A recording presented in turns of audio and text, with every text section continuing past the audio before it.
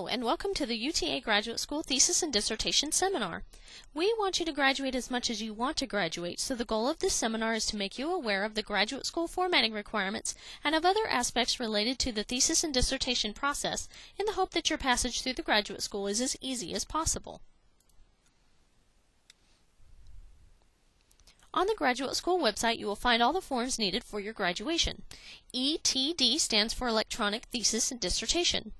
The UTA ETD website is where you should go to submit your document for preliminary and mechanical checks.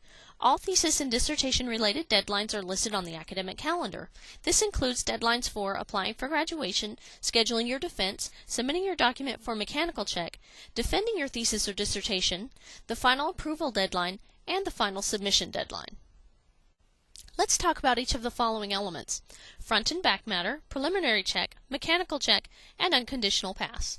Front matter is anything before the first page of Chapter 1, and back matter is everything after the last page of the last chapter. Knowing this terminology will help you in the graduate school communicate effectively when going over mechanical check information.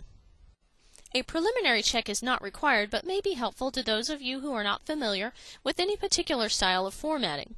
The purpose of this check is to help you be sure you're on the right track in your document according to graduate school standard formatting. Your front matter must be relatively complete as well as at least one chapter. Note that mechanical checks will receive priority over preliminary checks. A mechanical check is required of all graduating thesis and dissertation students. To perform this check, your document must be in its near final format with all the front matter, text, and back matter nearly complete. If your document is not quite finished, you should go ahead and submit for a mechanical check as soon as possible. Even if your advisor wants you to add as much as another chapter later, go ahead and submit your document for a mechanical check. Remember, you can submit your document for a mechanical check before you defend. The sooner the better. It is the responsibility of the graduate school thesis and dissertation specialist to be sure all documents are formatted in accordance with UTA rules and standards. The specialist will not read your document. The document content, as well as correct grammar, spelling, and punctuation, are the responsibility of the student and advisor.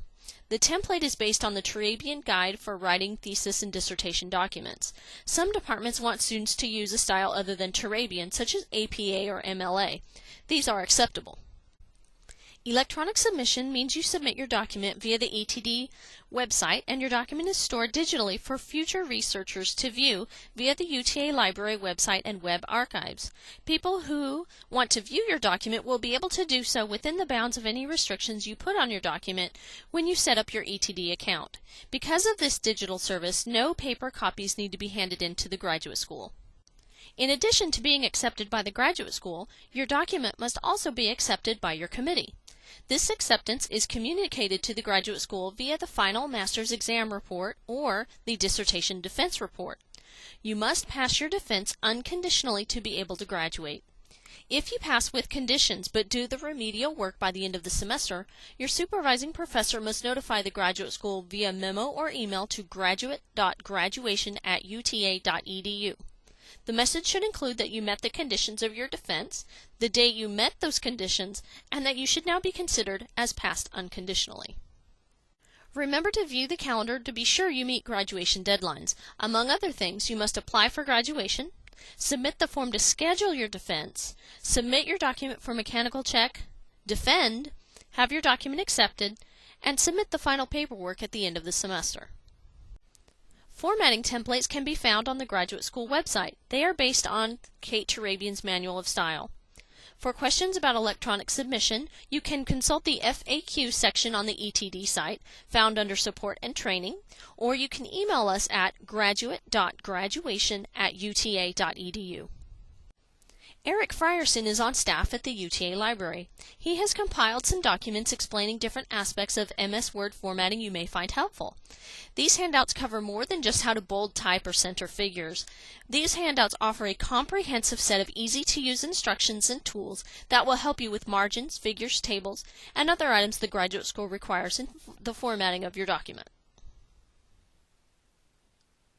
The LaTeX template was made available to students per the request of certain UTA departments. Please note that the graduate school does not offer technical support, so if you have problems with the template, you can contact Dr. Brazel in the CSE department, your advisor, or speak with your peers if you have any trouble.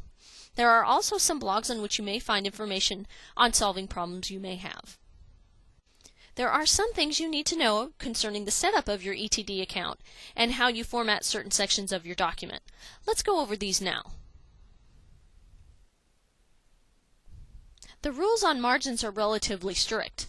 Please read over this slide to be sure you know the requirements.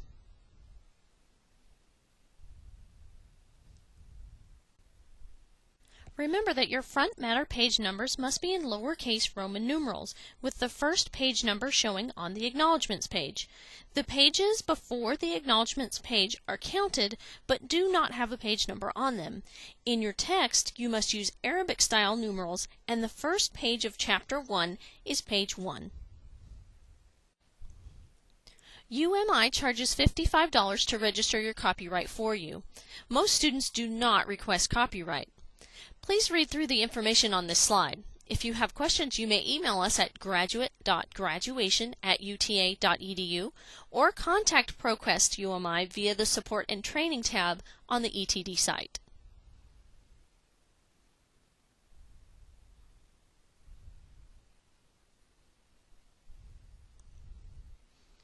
If you would like to register your copyright yourself, you may visit www.copyright.gov for information. Regardless of whether or not you copyright your document officially, you may leave the copyright page in your document. It makes no difference to the graduate school whether or not you copyright your document.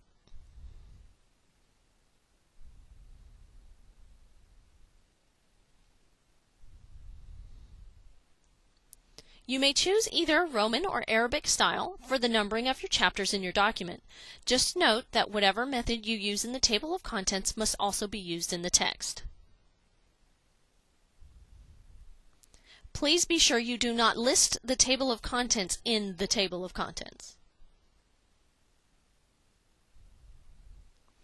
You must be consistent in the formatting of your subheadings in your document. Let's look at the following examples. All of the following are acceptable formatting methods. Here we see a table of contents with no subheadings listed at all. Only the chapters are listed.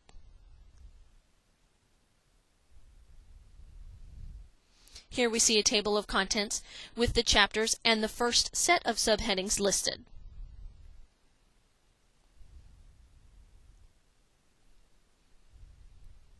Here we see a table of contents with two levels of subheadings listed, those with 2 digits and those with 3. Whichever style you choose is acceptable as long as your entire table of contents is formatted in the same manner. If you list subheadings out to a given level in Chapter 1, you must do so for all chapters that actually have subheadings of that level in the chapter. The easiest way to designate subheadings is by numbering. The first number always refers to the chapter, the second to the sequence of the subheading within that chapter. If a third designation is used, it is the sequence within the section of the chapter.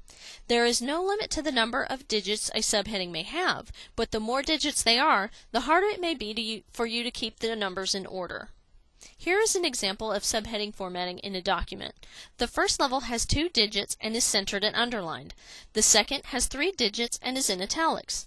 The third has 4 digits, is in regular type, and is tabbed over once. You can also designate subheading levels by their position on the page, but this gets precarious and you'll probably get tired of trying to figure out where you are. The graduate school strongly recommends using the numbering system, as it's easier to keep track of where you are in your document, as well as facilitates effective communication if there are any issues with subheadings. However, you should use whichever method your advisor wants you to use. Subheadings must be followed by at least 2 lines of text within your document. Let's take a look at the following examples. This subheading appears at the bottom of the page just above the page numbers. It must be moved to the next page, and the page number on the table of contents must be updated. This subheading is properly formatted as it has at least 2 lines of text under it.